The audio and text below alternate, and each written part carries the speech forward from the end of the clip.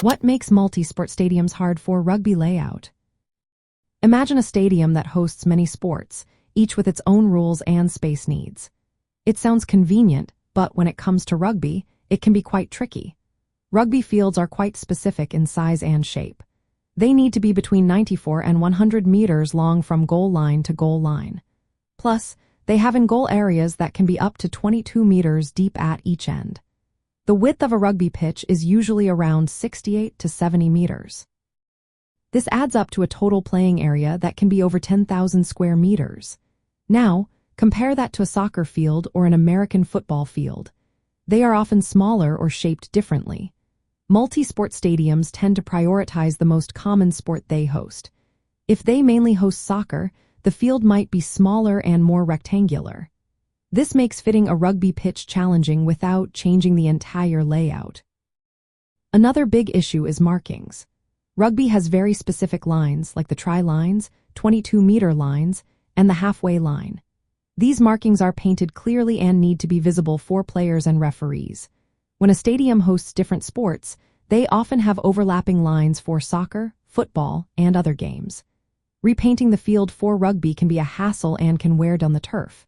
It also risks confusing players and officials during a match. The in-goal areas are also a problem. Rugby requires deep zones behind the goalposts, sometimes up to 22 meters deep.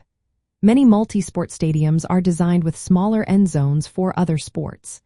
This means they might not have enough space to safely accommodate rugby's larger in-goal zones. Without enough room, players could be at risk of injury, and the game might not be played properly.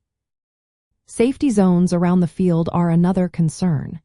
Rugby needs at least 5 meters of space around the edges of the field to prevent injuries. But stadiums often have stands, advertising boards, or other structures close to the field. These obstructions can cut into the safety zones, making the game more dangerous. Seating arrangements also come into play. Rugby fields are larger, so seats are often placed further back to give fans a good view. If the stadium was built for a smaller sport, the seating might be too close or at odd angles, reducing the viewing experience. Finally, the surface itself can be a challenge. Rugby involves a lot of physical contact, scrummaging, and running. This puts more wear and tear on the turf than some other sports.